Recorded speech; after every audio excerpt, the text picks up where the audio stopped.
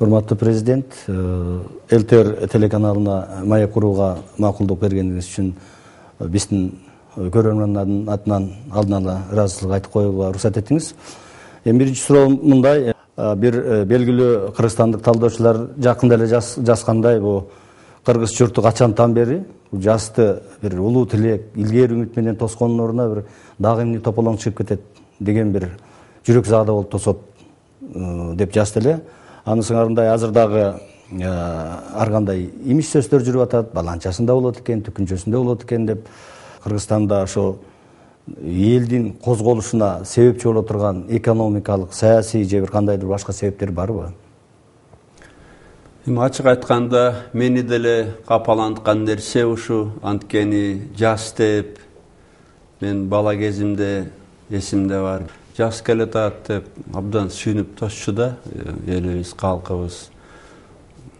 Азыр болсо ушу белгилүү себептер менен 2005 жылы окуялар болгон, 2010 жылы окуялар болгон, кийин да бир аракеттер болгон.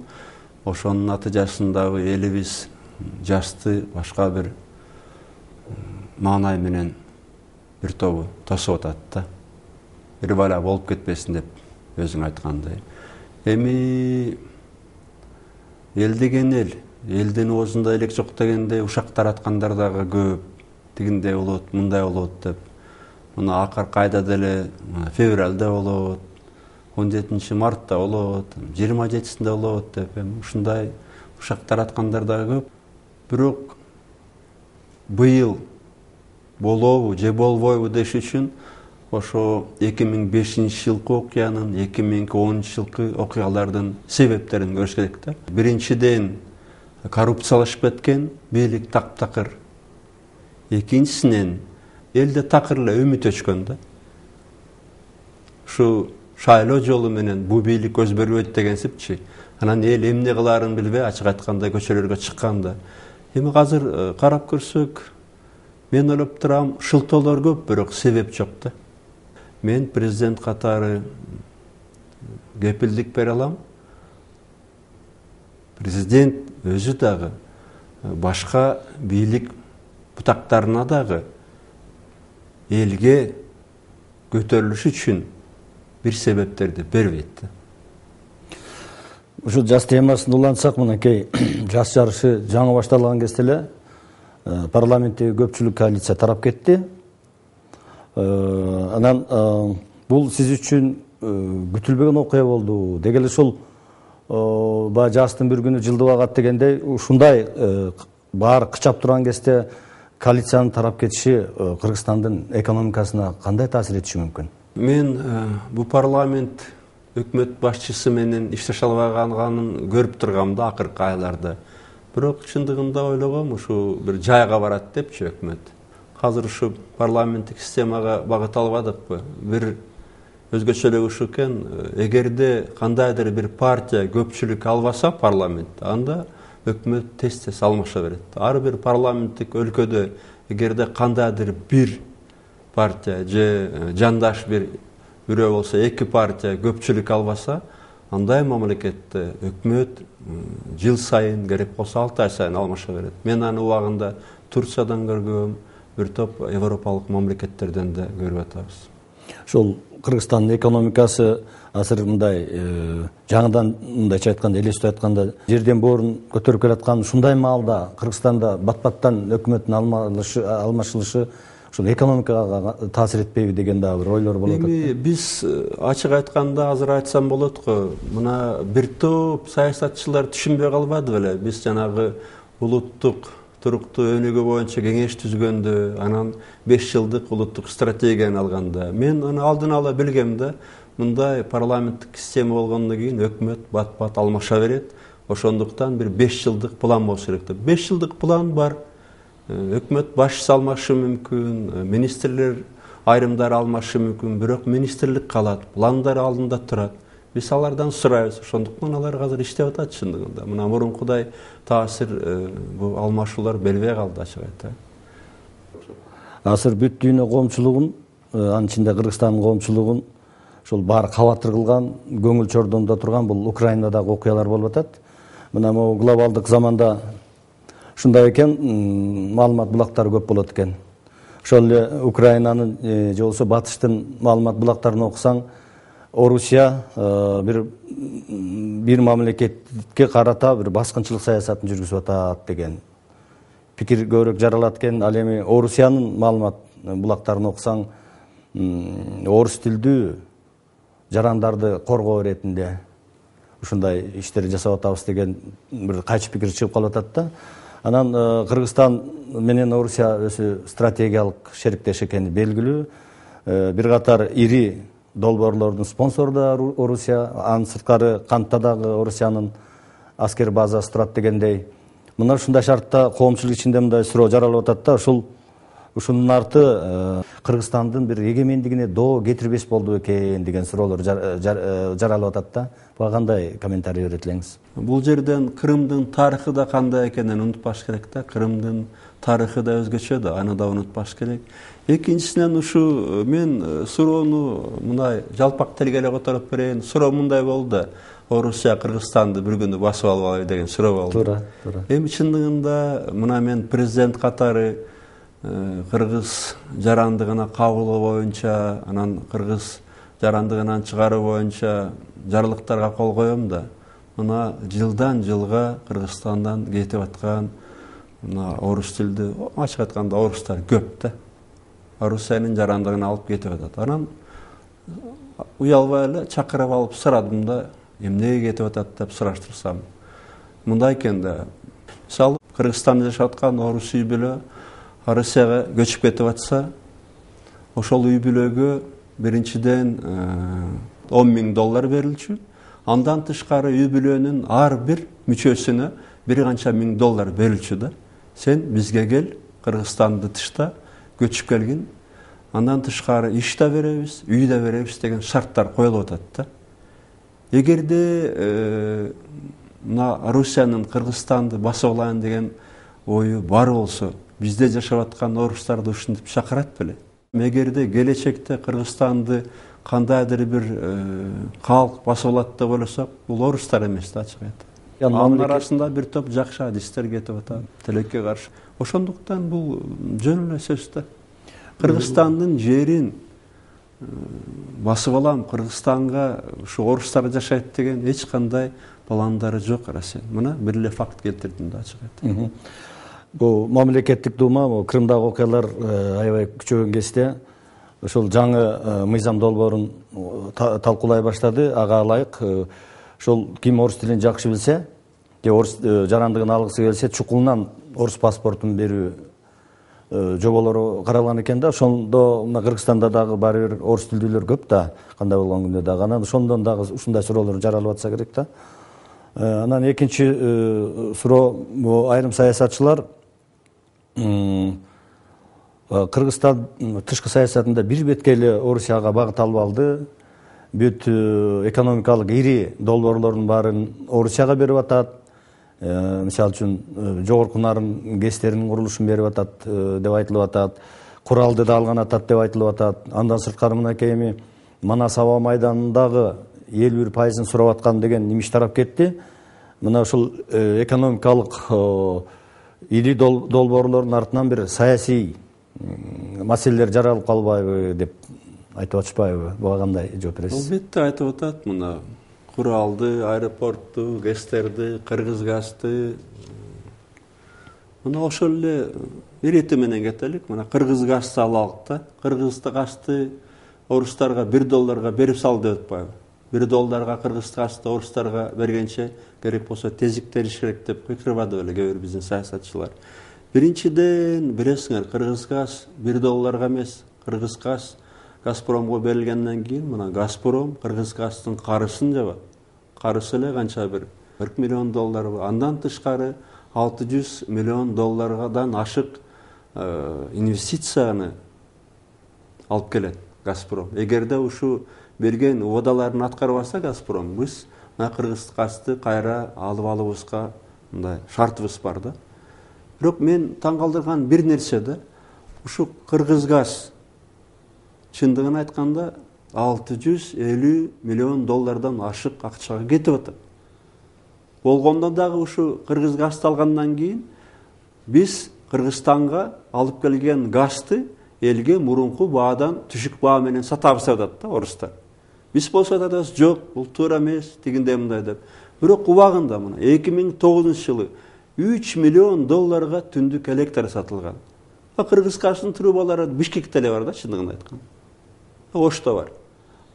Түндүк электр Бишкек, Чүй областы бүтүн бою. Талас областы бүтүн бою. Ысык-Көл областы $3 миллион кеткен. Эч кандай, мисалы, баа боюнча дагы шарттар белгилеген эмес да. Кийин дагы кымбаттайт деп айтылган. Ошо $3 миллион кетип атканда түндүк электр кол чаап отурушкан. Ошо түндүк электрге караганда 200 эсе кымбат кетип атса, Кыргызстан азыр бакылдашып атат да. Бат эле бир нерсени унутуп атабыз, бат эле. Мына кыш келерде эле, жаңы жыл жакындаганда эле Кыргызстан үпөлөктөп кетчү да. Биз Ташкентке барганда кол коебу, жокпу, жаңы жылды газ менен тособузбу, же газ жок тособузбу деп, аны да унутпаш керек да. Мындан ары, мисалы, мен мисалы кабатыр болбойм. Мен билем, Газпром Ташкент менен сүйлөшөбү, Алмата менен сүйлөшөбү, Ашхабад менен сүйлөшөбү. Газпром. Демек Кыргызстанда газ болот. Унутпаш керек да, кеченки күндө. Аэропорт Манасты алалык. Аэропорт Манасты алсак, мына орустарга 51% кетет деп атат. Биринчиден 51% меморандумга жазылганы менен чындыгында 49%га көндүрдүк деп мага аэропорт Манастын президенти айтты. Эмнеге бизге Роснефть керек? Аэропорт Манас кийинде иштеп кетсин десек, аэропорт Манастын керосини Алматага, Астанага, Ташкентке, Душанбеге караганда арзан болуш керек. Арзан керосин кайдан келет? Россиядан келет. Арзан керосин Америкадан келет. Же Ташкенттен келет, же Кытайдан келет, Россиядан келет. Эгерде аэропорт Манас иштесин десек, мына авиабилеттер арзан болсо десек, Роснефть келсе, арзан керосин болсо, ошондо аэропорт Манас иштейт да. Эмнеге ошо билеттер арзандаганын эч ким көрбөйт? Орустарга Роснефтьке кетип атат деп кыйкырып атат. Мейли кетсин, керек болсо алса 49%. 1 миллиард калабыз деп долларга. Бирок ошондон кийин аэропорт Манас сакталып калат да. Анткени арзан керосин болсо, мына азыр Алматага, Астанага, Ташкентке, Душанбеге, керек болсо ошол эле Душанбеден самолеттер келип бизден керосин куюп кетип атат. Ачык айтайын. Кичине ойлонуш керек да. Же мисалы айтып атасың, ушу ГЭСке салынгандарга, ГЭС салып атканга каршы болот деп. Чын эле мен таң калам да ошого. Же өзүбүз салып албасак, бизге ГЭСти ким салып берет? Жада калса, Россиядан курал алып атат деп каршы чыгып атат да. Макул анда мына убагында кыргыз армиясы курал эмес өтүгү жок жүргөн. Ошондой болуп калды. Мындай сөздөрдү көтөргөн кыргыз элдин досубу же душманыбы? Көздү ачыш керек да, кебирдечи. Бу аягында жакшылык калып турабы ушундан нерсе? Акты ак деп ачыш керек, караны кара деп ачыш керек. Макул ГЭСтерди салбайлы. Манастын керосини эң кымбат болсун. Кыргыз газды алып туруп отуралык, газы жок. Эмне болот келечекте Кыргызстан? Баарынан дагы кайгыртканы мына элибиз кеберде ишенип кетет да. Муну кыйкырып аткан жигиттер, сасык саясатчылар кечээ эмне болуп атканын айтып атпаймынбы? Ошол эле түндүк электр болобу, башка нерсе болобу? Ошондуктан көп нерсени мен ойлоп турам, ойлоно турган мезгил келгилди да, түшүнө турган мезгил келди. Ошол теманы мындан ары тереңдетсек, Кыргызстан экономикалык жактан бул айныгыс чындык. Орусия менен Казакстанга байланган эмеспи. Анан мына 1 ай 2 ай болуп калды. Орусиянын да Казакстандын дагы акчаларынын куну кескин түшүп кетти, дагы баалар көтөрүлүп кетти. Кыргызстанда да акырындык менен көтөрүлүп атат. Көбүнчөсүн жанагы импорттон келген, сырттан ташылган товарлар көтөрүлүп атканын көрүп атабыз. Өкмөт азык түлүктүн запасы жетиштүү, коркунуч жок. Кыргыздын тарыхында деги эле ачкачылыкта болгон эмес экен. Ошону айтып атат. Ошол эле кезде баягы экономиканын баары тең глобалдашып калбадыбы? Башка жакта ошол чоң экономикасы бар жерлерде ошол кризис уланып кетсе, баалар дагы көтөрүлүп кетсе, Кыргызстандын акыбалы кандай болуп калат деген дагы ушундай бир суроолор журт ичинде болуп атат да. Менин эсимде бар, айылдан өскөм, айылдан мисалы билесиңиз сурайт да турмуш кандай, жашоо кандай дегенде мына кыргыздардын жакшы жообу бар, эл катары деп да. Эл катары жашап атабыз деп. Мына биз деле эгер комшуларды алсак, биз да комшулар катары жашап атабыз. Ошо комшулардын алдында да эмеспиз, алдыбызда Казакстан. Бирок Өзбекстан менен Тажиктин артында да эмеспиз. Ошондуктан биз мына дүйнө көргөн, мамлекеттер көргөн тагдырды биз да көрөбүз. Бирок мен ойлоп турам, момундай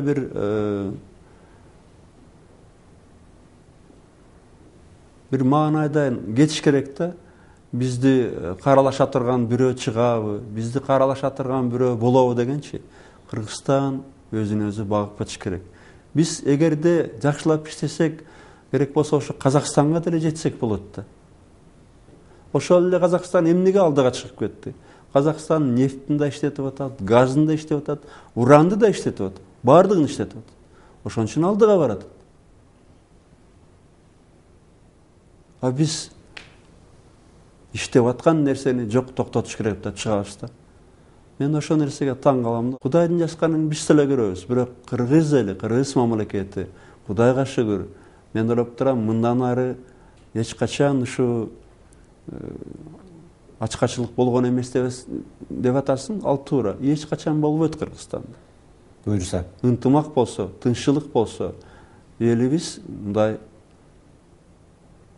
эски макалдарды эстеп, сабырттын түбү сары алтын деп мындай иштеген тиштейт деген макалдарды эштеп баштаса, ошондо албетте турмушубуз оңолот да. Мындан да оңолот, Кудай буйрса. Эми дагы ушул коомчулуктун бүйрөң ысыткан ушул осунда турган суроолордун бири бул коңшулар менен мамиле. Биринчи кезекте чек ара мамилеси. Мына сиздер ушу коңшулар менен ар кандай бирикмелерде сиздер жогорку деңгээлде жолугуп жүрөсүздөр. Ошол эле кезде айталык бир эле мисал, Тажикстан менен маселе аябай эле чечилбей келатат көптөн бери. Ошол чек ара айылдарында турган адамдар чынында эле кыйналып атат. Чек ара жабылып калды, ал тараптан эки тарап тең эле кыйналып атканы байкалып атат, көрүнүп атат, машиналар тизилип калып атат. Карапайым элге кыйыныраак болуп атат да. Ушул маселе, ушул Тажикстан менен же болбосо Өзбекстан менен чек ара маселесин сиздин президенттердин деңгээлинде сүйлөшүүлөр болушу мүмкүнбү? Деги мындай бир бейформал учурларда ушул маселелерди сиздер талкуулайсыздарбы? Албетте талкуулайбыз. Анткени чек ара маселелери эң көйгөйлүү маселе, канча жылдардан бери чечилбей аткан маселе. Кудай буйрса албетте бир жылыштарда болот. Ошол эле Тажикстан менен деле мен ойлоп турам, бул бир чечимдерди таап атабыз. Жакын арада бул маселелер чечилет деп турам. Өзбекстан менен да бир жылыштар башталды. Ошондуктан чек ара маселеси өзгөчө татаал маселе, өзгөчө кылдат мамилени талап кылат да. Бул жерден кичине элибиз дагы сабырдуулук кылып, бийликке ишениш керек. Эгерде мурунку президенттерге окшоп жер сатылып атса, жер кетип атса бир жөн болот эле. Азыр андай бир биз ага бир шарт түзгөн жокпуз да. Бардыгын карап атабыз. Кудай буйрса бул да маселе чечилет, бирок билесиңер, чек ара маселелери кээ бир мамлекеттердин арасында 100 жылдап болуп чечилбейт да. Бир күндө эле чечилет деп да күтпөш керек. Бирок аракеттин баарын жумшап атабыз. Колдон келишинче бир жылыштарды жасап кетелик деп. Өзбекстан менен дагы, Тажикстан менен дагы. Ошол эле мисалы үчүн баткендеги жанагы чек ара талаш болгон кезде ошол биздин репортаждарда көрүнүп калды да, биринчи жолу мамлекеттин колдоосун сезип атабыз. Эми бул жактан кетпейбиз дегендей дагы чек арадагы адамдардын мындай бир мекенчил сезимин урчуганы да байкалды да. Сиз аны да байкасаңыз керек экенсиз. Буга чейин биздин мамлекет мамиле бурчу деле эмес да. Эмне болуп атат, ким кирип атат, ким жерибизди алып атат. Азыркы проблемадан ошондор чыгып атат да. Кээ бир жерден мисалы комшу мамлекеттин жараны кирип, жерги ээлеп алган, ушундай фактылар бар да. Бирок ошол эле убакытта ашкере патриоттор, ашкере улутчулдар да чыгат да. Алар калп эле көкүрөгүн койгулап туруп, жаман чоң бир терс таасир этип атат да Кыргызстанга. Ошол эле Украинада валянын баары эмнеден башталды, билесиңер? жанагы ашкере улутчулдар биринчи эле баштаганда орус тилине асылып, анан кийин Крымдагы орустар, Донбасстагы орустар башкача бир сөздөрдү баштап, бир шылтоолор табылды да. Коррупция маселесине сөз жок, кайрылбай кете албайбыз. Бир канча жыл болуп калды, алды түрмөдө отурат, арты сурак берип атат дегендей. Ошол коомчулукта бул азыркы бийлик коррупция менен сөз жок күрөшөт экен дегендей бир сезим пайда болду да. Ошол эле кезде баягы коррупция жаатын иликтеп жүргөн адистердин айтымында бул бүт жамы журт, жалпы журт тикесинен туруп колдоп жибербесе майна бас болот деген да пикирди айтып атат да. Анан мисалы үчүн мен ушул жаран катары эле айтсам 3000-5000 сом алган мугалим же болсо ошондой эле айлык алган врачтар биртике белек бечкеге алып койсо мен ошону мисалы үчүн кантип пара берди деп айта алабыз да. Мындайча айтканда бир адамдардын да бир социалдык экономикалык жагдайын оңдогондо мүмкүн бул жалпы бир коомдук күрөшкө айланып кетет беле деген пикир бар. Бул биринчиси. Экинчиси, бийликтин каршылаштары айтып атат, бул коррупцияга каршы күрөш тандоо жолуна түшүп алды. Оппозициялык ишмерлерди коркутуу, сестентүү, бирдеме болсо сүйрөп барып туруп сурак кылам же камап коем дегендей тарихке өтүп кетти деп айтып атышпайбы? Ушуга комментарий бере кетсеңиз. Биринчиден Султан бейлек менен паранын да айырмасы чоң да. Көрүп атасың, ушу 5-6 миң сом эмес, кыйла көп акча алган ректорлор кармалып атат. Туурабы? Министрлер, замдар кармалып атат. Ошондуктан бейлек менен паранын айырмасы чоң. Мисалы, пара алган адам канча бай болсо да ала берет экен да, аны да көрүп турабыз. Албетте бу майана деле менимче жетишсиз, бу маянаны дагы бир карап, инфляцияга карата көбөйтүш керек. Ал үчүн кыргыз эли түшүнүш керек, иштеш керек да. Кудай буйрса анан кийин дагы көтөрүп беребиз маяналарды. Мына 2 эсе, 3 эсе көбөйтүп бергенбиз, мугалимдерге, врачтарга дагы көбөйтүп беребиз. Эми коррупция менен күрөшүүнү тандоо жолу менен жасап атат. Бирөөлөрдүн оозун жабыш үчүн, коррупцияны коркутуш, оппозицияны коркутуш үчүн жасап атат деген сөздөрдү мен угуп атам. Акыркы эле айда алалык. Акыркы айда мисалы 2 министр үстүнөн иш козголду. Бирөөсү айыл чарба министри Узакбаев, бирөөсү Көстөрөдүн башчысы Нарбаев. Узакбаев качан болду эле оппозицияда? Мына 2-3 күн мурун Нарбаевке иш козголду. СДПК партиясынын эң эски мүчөлөрүнүн бири.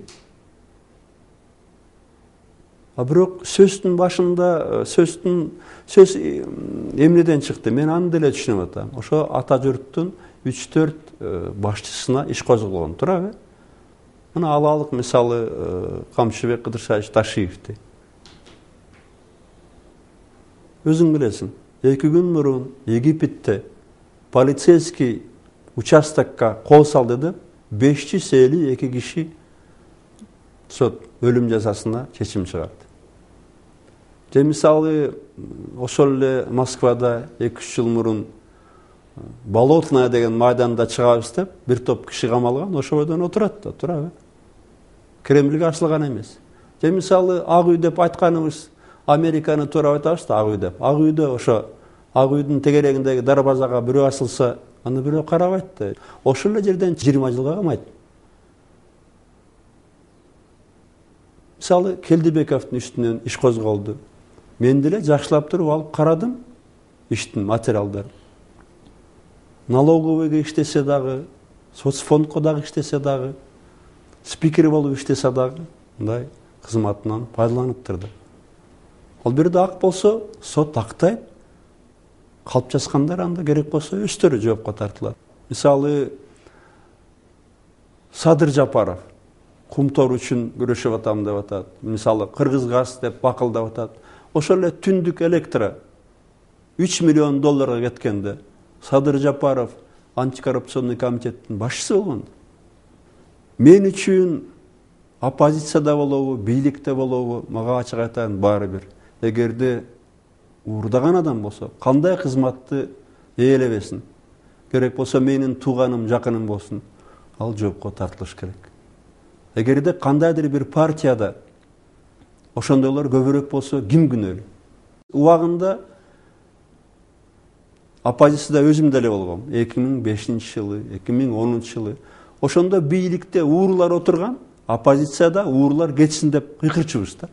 Азыр карасаң, оппозициянын ана башчыларын карасаң, бир тобу маслакрат да, мындайча айтканда, уурулар ачык эле. Бул да өзүнчө парадокс да. Демек, эгерде уурулар оппозицияга топтолуп атса, демек туура жол менен баратабыз. Кудайга шүгүр деген сөз.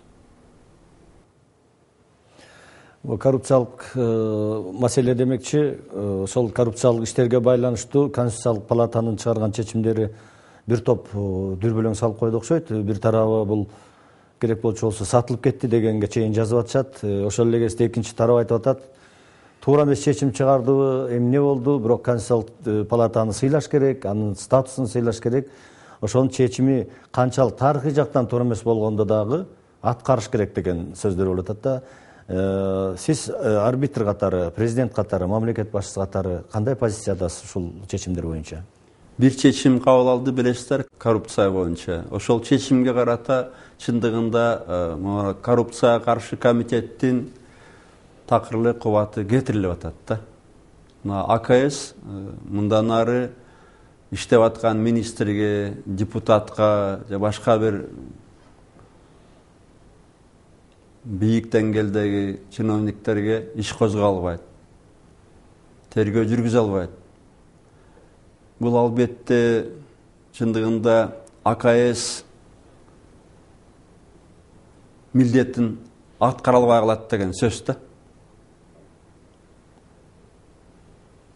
Бирок чечим жагабы, жакпайбы? Бул чечимди биз аткарышыбыз керек. Анткени конституцияны сыйлаш керек, мыйзамдарды сыйлаш керек. Бирок дагы бир суроо чыгып атат да. Мына азыр Конституциялык палатада 9 киши. 11 киши болуш керек, 9 киши отурат да. Мен карап көрсөм, Конституция боюнча ушу 9 кишиге аларды эл деле шайлаган эмес да. Булардын статусу, булардын бийлиги президенттикинен, парламенттигинен да өйдөрөк. Анын үчүн эле 9 киши ошол эле мурунку соттордон шайлаганбыз, тандаганбыз. Президент дагы, парламент дагы. Четтен алып келген жокпуз. Сотко ишеним кандай болгонун билесиңер. Бул 9 киши эртең дагы кандай чечим кабыл алды деп ачык айтканда бир суроолор туудурулуп атат да. Анткени бул кандай чечим кабыл алса дагы биз аткарууга милдеттибиз. Бирок ошо мүмкүн Кыргызстандын келечегине балта чаба турган бир чечимдер чыга алабы. Анда кандай кылабыз? Биз аткарышыбыз керек. Ошондуктан мен ойлоп турам, ушу Конституцияны жазган Өмүрбек Черкевич Текебаевге деле айткан бир топ мүчөлүштөр бар да болбой элечи. Ала жок, аткарабыз. Конституцияны аткарабыз, мыйзамдарды аткарабыз. Мен президент катары биринчи кезекте аткарам. Ошондуктан азыр ошол эле АКСтин келечегин ойлоп атабыз. Келечек үчүн мен Өмүрбек Черкевичке айттым, мен Конституцияны сыйлайм дедим, бирок дагы бир карап чыкпайлыкпы. Президенттин бир укуктары көбөйбөй эле койсун, бирок Кыргызстандын келечегине коркунуч келтире турган айрым бир беренелерди карабасак да болбой турат. Анткени адам деген адам. Биз сотторду көрүп атабыз кебетесин. Эртең кандай болуп кетет? Кандай чечим чыгып калат? Албетте менде да ар кайсы бир суроолор бар. Бир коркунучтар бар, ачык айтайын. Бирок сиздин оюңузча ошол бийликтердин балансы, тең салмагы бар деп айтсак болобу? Мен минтип айтар элем да, чындыгында Конституция бир беренеси да бузулган жок. Мына бир айтылбаган сөз барбы парламент? Ар бир маселе боюнча комиссия түзүлүп атат, сөздөр айтылып атат. Ошол эле учурда президент дагы өзүнүн конституциялык укуктарынын чегинде керектүү сөзүн айтып атат. Туурабы? Бир күндө эле Кыргызстанда укук мамлекети түзүлүп калды деп айтуудан мен алысмын да. Бул дагы бир талап кылат да, убакытты алып калат. Сиз быйылкы жылды мамлекеттүүлүктү бекемдөө жылы деп жарыяладыңыз. Мына буюрса Кыргызстандын эгемендик алганына чейрек кылымдай болуп калды, 23 жыл болду. 24 жыл болот экен. мына ушул чейрек кылымдан кийин ушу мамлекеттүүлүктү бекемдөө деген маселе эмне себептен пайда болуп калды? Же Кыргызстандын бүтүндүгүнө, эгемендигине доо кетире турган бир жагдайлар барбы? Эми чындыгында Кыргызстанды ачык айтайын, Кудай эле сактап атат. Ошол эле 10-жылы мен көрбөдүмбү Кыргызстандын чек-ара маселесин, Кыргызстандын куралдуу күчтөрүн, Кыргызстандын мамлекеттүүлүгүн көрүп атабыз да. Кудай эле сактап атат, ачык айтайын. Анткени мамлекеттүүлүк бул формалдуу түрдө эле мамлекет деп кыйкыргандан чыкпайт да. Мына акыркы эле жылдарда 2-3 жылдын ичинде канча мамлекет бөлүнүп кетти. Кээ бири жок болуунун алдында турат. Азыр мына Ливиянын келечеги күмөн болуп турат. Сириянын келечеги күмөн болуп турат. Анткени эгерде мамлекет күчсүз болсо, алсыз болсо, ал мамлекеттин келечеги күмөндүү болот да. Ошондуктан мамлекетти бекемдеш керек. Демек, мамлекеттик институттарды бекемдеш керек. Армиядан баштап, ошол эле шайлоо институтуна чейин. Шайлоо таза өтсө, бул да өзүнчө институт. Бул да мамлекетти бекемдейт. А бирок армия да керек. Ошол эле транспорттук коопсуздук, энергетикалык коопсуздук, азык-түлүк коопсуздугу, экономикалык коопсуздук. Булардын баары бир болмоюнча мамлекет эгемендүү мамлекет бар деп айтыш кыйыныраак да. Мүмкүн формалдуу түрдө бар, бирок бир күнү жок болуп калышы да мүмкүн. Ошондуктан биз жанагы улуттук стратегия жазып атпайбызбы? Армия, шайлоо, транспорттук коопсуздук, энергетикалык коопсуздук, азык-түлүк коопсуздугу бардык маселени биз тез арада чечишибиз керек. Жапа-тармак иштешибиз керек. Эгерде Кыргыз мамлекети жок болсо, Кыргыз элдин келечеги кандай болот? Кыргыз мамлекети жок болуп калса, кайсы бир укуктары болот? Биз куру сөздөн ишке өтүшүбүз керек да. Ошондуктан стратегия жазылган. Ошондуктан биз ошо стратегияга жазылган максаттарды сөзсүз аткарышыбыз керек. Биздин максат Кыргыз мамлекети бекемделсин. Кыргыз мамлекети дайыма болсун. Убакытта ушул кеңири маек куруп бергениңиз үчүн көрөрмандардын атынан сизге ыраазычылык айтууга уруксат этиңиз. Ишибиз ийгилик болуп, эл журтубузга жакшылык буйрусун. Рахмат.